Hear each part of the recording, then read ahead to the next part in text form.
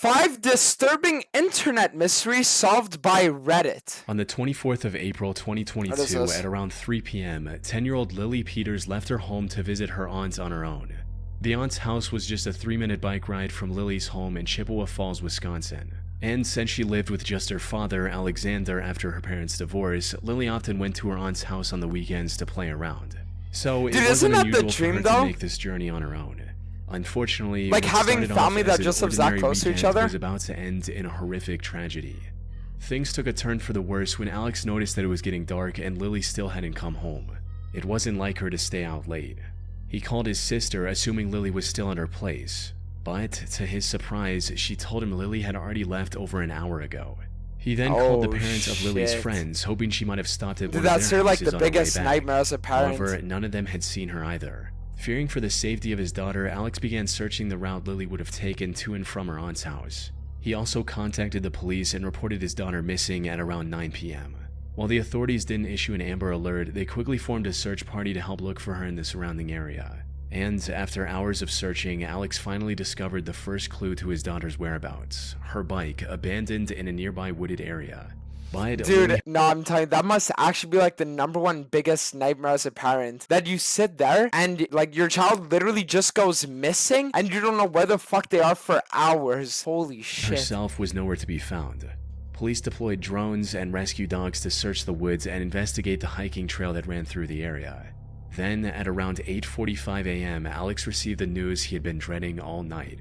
Lily was deceased. A volunteer had discovered her body hidden under a pile of leaves just a few feet from the trail. After a brief examination, police ruled her death a homicide and began looking for the perpetrator. Unfortunately, they had nothing that could lead them in the right direction. That is, until someone made a post about Lily's case in the true crime subreddit. While everyone else was speculating on what could have happened to Lily, user HomesliceNation4 came forward with a crucial piece of information in a now-deleted comment that read, "What's scary is I was playing Pokemon Go in the park that day and walking along that very same trail. My stomach turns when I think that I saw that girl in a pink/purple hoodie on her bike with another kid on my way out. I have a suspicion that it could be another kid that did it." Wait, another user called the police tip line to report HomesliceNation4's comment. And to everyone's surprise, this was the breakthrough the investigators needed to solve the case. Because just a few hours later, police arrested Carson Peters Berger, Lily's 14-year-old cousin, as the prime suspect in her murder. Her cousin! Long after he was taken into custody, Carson admitted to everything. However, just what happened to Lily that night was more horrifying than anyone could have ever imagined. Wait, what? According to Carson, he followed Lily as she was heading home and told her to follow him into the woods. He'd been planning this for months. Once they were off the trail, he punched her in the stomach, hit her several times with a large stick, and strangled her until she took her final breath. He then went back home as if nothing had happened.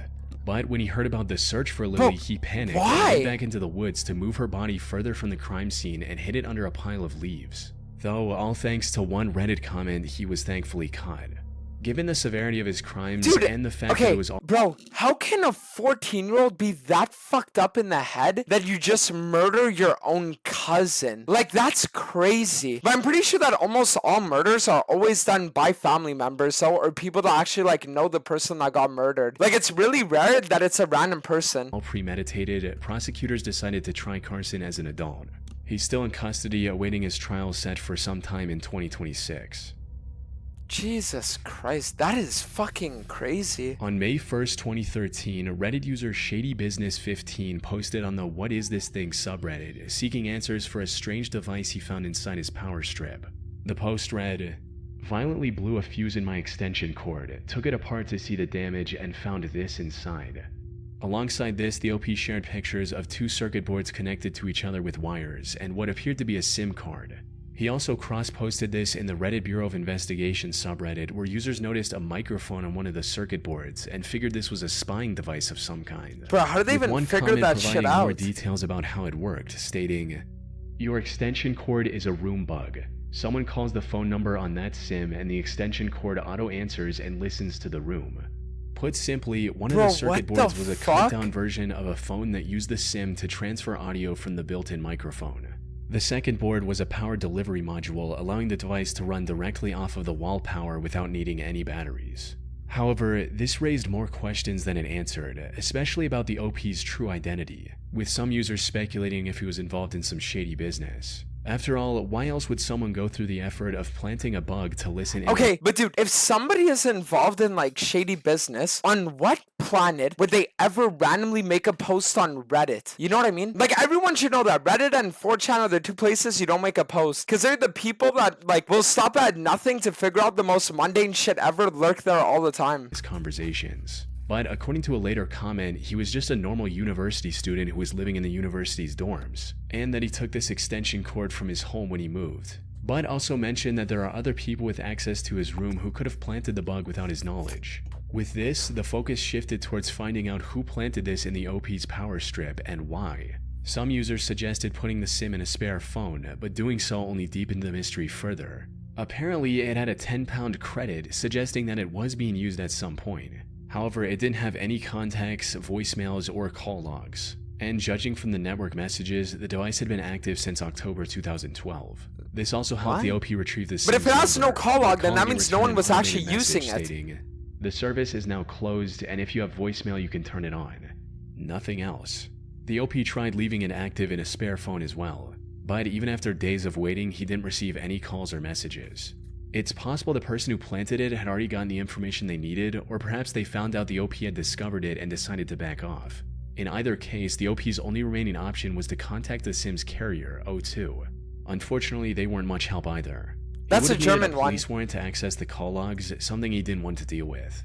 Without access to the call logs, the only real suspects OP had were his own parents. However, he didn't find the spy SIM's number in either of their phones when he checked later. This left a single possibility that's also the most likely explanation for the whole thing. Put simply, the spy device was never meant for the OP in the first place. As many on Reddit hypothesized, the bug was likely intended and used for corporate espionage at some point. From there, it somehow found its way into— wouldn't that be the most broken shit ever? You find like some big businessman, bro. You put that shit in his like briefcase, and then after that, you can literally do insider trading and make millions of dollars. Imagine. The OP's home. Maybe one of his parents brought it home from work or purchased it in a corporate clearance sale. That would actually go crazy. What it actually was. But by then, the device had already fulfilled its purpose and wasn't being used. Unfortunately, while Redditors were quick to identify and solve what the device was, they weren't able to find a concrete answer for who planted it and why. The last update from the OP was in May of 2013. Chances of getting an answer now, over 12 years later, are practically zero. On the morning of August 9, 2018, 66-year-old Susan Rainwater set out on her usual cycling route in Eatonville, Washington. But unlike the countless times she'd followed this routine, that day she didn't come home on time. Worried, Did she get her husband murdered? David Rainwater went out looking for her, only to come face to face with the aftermath of a tragic accident. Just off the side of the road, David discovered the mangled remains of his wife's bicycle. As he got closer, he saw an injured Susan lying on the ground not far from the bike. Sadly, it was already too late. Susan had succumbed to her injuries and passed away before David could get to her. He eventually gathered himself enough to call the police, who after examining Susan and her surroundings were able to piece together what had happened. And according to their investigation, this was a classic hit-and-run case. Susan was likely struck from behind by a fast-moving car, resulting in her getting severely injured. Okay, However, instead of— listen, I don't want to be that guy to advocate for this, but if you hit a random person, why would you call the cops? You know what I mean? Like, no bullshit. It was an accident? Why would you call the cops? Like, yeah, let me call the cops and go to jail, bro. It's like you're in Among Us, right? And you hit the button when you're the only guy that's unaccounted for. Bro, what? Just keep driving. Stopping and helping Susan, the suspect decided to save himself and fled the scene. Unfortunately, there were no witnesses or nearby CCTV cameras, leading investigators with no leads to follow. The only clue they found on the crime scene was this one piece of black plastic that likely broke off of the suspect's car from the collision. Investigators tried their best, let me guess. but they weren't able to figure Reddit out finds out exactly what model and make it is. To. With no other options, one of the troopers at the scene turned to the internet for help, stating, "Troopers and detectives are still looking for a black vehicle believed to be involved in this morning's tragic bicyclist fatality. If you know anything regarding this collision, please call the Washington State Patrol." While this post received little attention on Twitter, someone reposted the query on the What Is This Thing subreddit, where it went viral and received valuable input from hundreds of users. And it didn't take long for Redditors to figure out that this piece came from the car's headlight bezel, as it had the notch used to access the headlight adjusting screws. However, figuring out what car this belonged to was They need still to going find be a broken tall order. headlight now. After all, there are dozens of manufacturers with hundreds of different models. Not to mention aftermarket parts, which would have been practically impossible to track down. But just when it seemed like all hope was lost, the Post reached perhaps the only person capable of identifying the suspect's car model from that tiny broken piece. 2 hours after the original post was made, user Jeff's Nuts dropped a comment that single-handedly brought the search to a close. As it turned out, Jeff was a state inspector in Maryland, where his job was to make sure vehicles were up to code before issuing registration. Jeff's So he'd Nuts seen his came fair in share of clutch. headlight bezels at work. And according to him, the piece police found belonged to a 1988 Chevy Silverado. After spotting the resemblance, users forwarded the information to the investigators, prompting a search for a vehicle that matched this new description. Then, just 5 days later, the state trooper announced what everyone was waiting for. They had located the vehicle that struck Susan and arrested its owner. The man responsible for her death was 37-year-old Jeremy Thomas Simon. He first claimed that he had fallen asleep at the wheel and thought that he'd hit a deer instead of a person. What? However, his story later changed to where he knew he hit a person, but didn't get out to help because he, quote, did not want to see a body. It was clear he was just making excuses, since authorities Bro was on his grind set, dude. He didn't want to sit there and traumatize also himself. found a small bag of hard drugs in his car, suggesting he may have been under the influence at the time of the crash. In the end, he was sentenced to 4.5 years in prison. Not exactly a harsh penalty for a deadly hit and run, That's but it crazy. is better than nothing. Especially considering that if the Reddit user Jeff hadn't identified the make and model of Simon's vehicle and posted his findings to Reddit, there's a good chance he would have gotten away with it entirely. Dude, that's actually crazy, In though. October 2024, someone noticed that one of their electrical outlets in their home looked different from the others. It looked like it had a camera inside, but it wasn't super obvious. So What? they turned to Reddit and posted photos of the outlet, hoping someone would either confirm or deny their suspicions. They also explained their situation further in a comment reading, "I've had a stalker in my apartment broken into in the past. I got a camera detector for peace of mind, not knowing it would read anything, but it led me to this and detected radio waves and it reflected Dude, what back the with the fuck? infrared. Wait, how do you The bottom even ground notice looked that, different than though? the other GFCI plugs in the rest of the complex. Right away, several people agreed with the OP in that something was definitely Yeah, I mean, it off definitely about looks the like camera, outlet. but how do you even Then, see just that? 40 minutes after the post went up, one user confirmed the OP 100% had a hidden camera in their home by tracking down the exact model for sale online. And according to its product page, it's a wireless camera that Dude, controls that is its so 4K insane that they video just completely randomly over sell Wi-Fi. shit like that on Given Amazon. The OP's history with a stalker, You know, it the reminds same me of this thing that they're actually like pushing soon. That's gonna be these glasses that you can record shit with. Like you can stream and record with the glasses, and you don't even have to have them attached to a device, bro. You can literally have guys that go to clubs, pick up girls, have sex with the girls, record the whole thing, and then just upload that. Like that, dude. Some things should literally just be outlawed. I'm gonna be honest. person was likely behind installing the hidden camera as well. Many strongly suggested the OP get out of the house and call the police. Unfortunately, what happened next remains a mystery. The account that made the post was a throwaway the OP created solely for this purpose, and after confirming their suspicions, they never posted any new updates. In July of 2012, user Delver of Secrets Reddit account made a post in r/askreddit looking for answers on a strange encounter they recently had. It stated, "Today, a homeless-looking man handed me $50 and this." Dude, imagine the homeless Do any of you have paying any you. idea what it means? Dear Reddit, I work in New York City and was dragged into a very curious situation today. I was taking the 1 train from Midtown to the financial district, and as usual, the train was pretty packed. I bumped into a raggedy dressed man as we got on, and he shot me a quick smile. I thought nothing of it until he went to get off at 14th Street and he handed me a $50 bill along with a note. Before I could even open my mouth to ask him a question, he was gone. Below you find pictures of both the front and back of the note. I've been looking at the note all day, and needless to say, I have no idea what it means.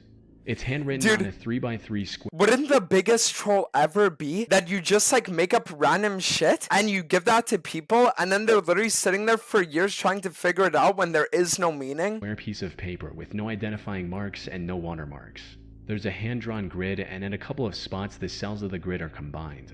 The note has random characters written throughout it, and the bottom quarter is filled with random shapes and numbers. Maybe I'm just reading way too far into things and he was just another crazy New Yorker, but I figured it would be neat to see if anyone has run into this similar situation.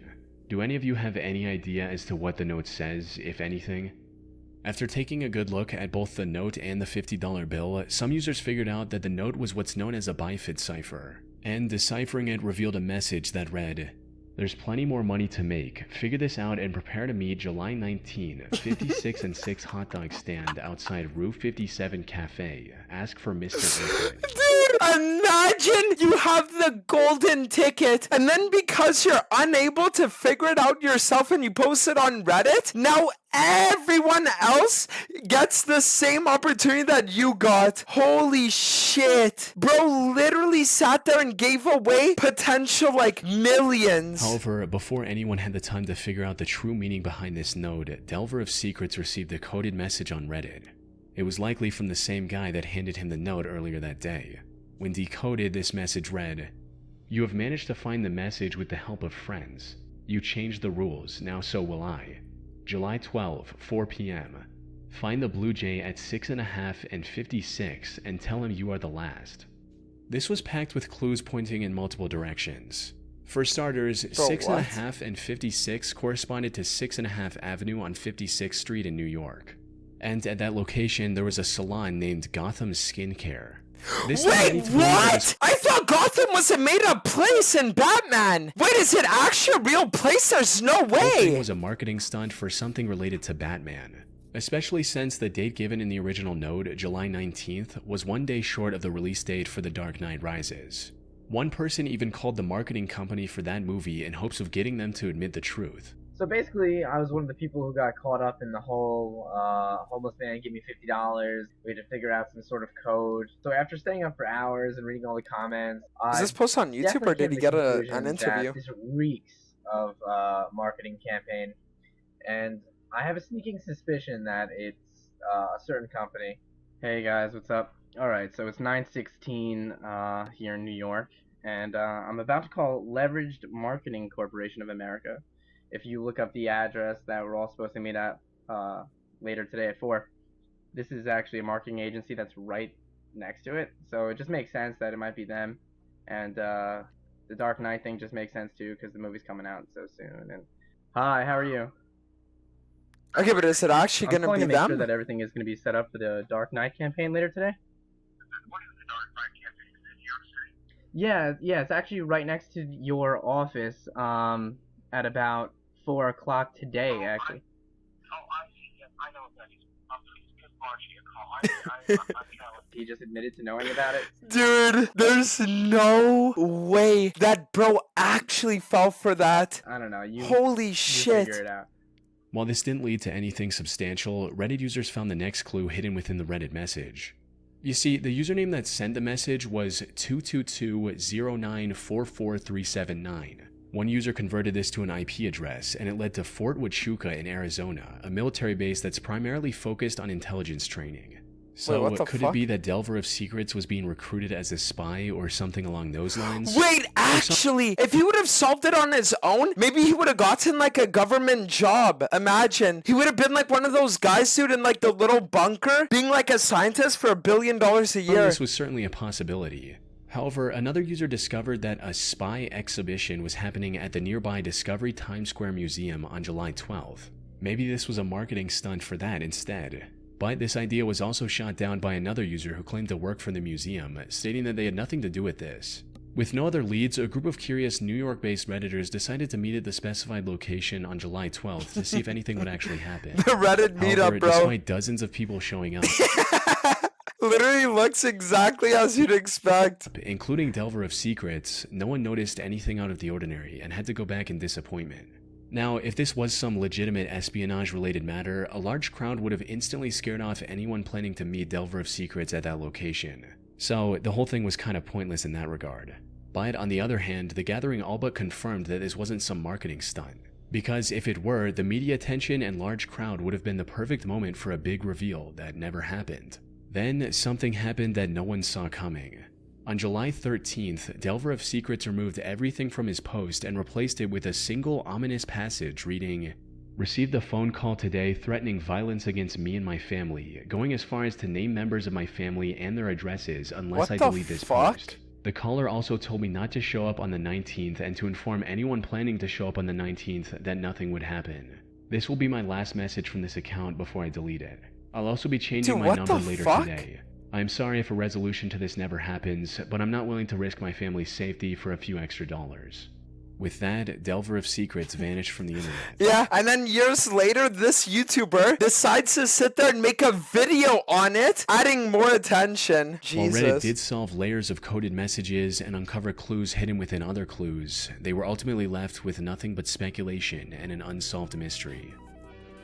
Bro, you know what the funniest thing ever is? If anyone ever asked Pirate Software about this, he would have said that he was the one that figured it out or some shit like that. Jesus.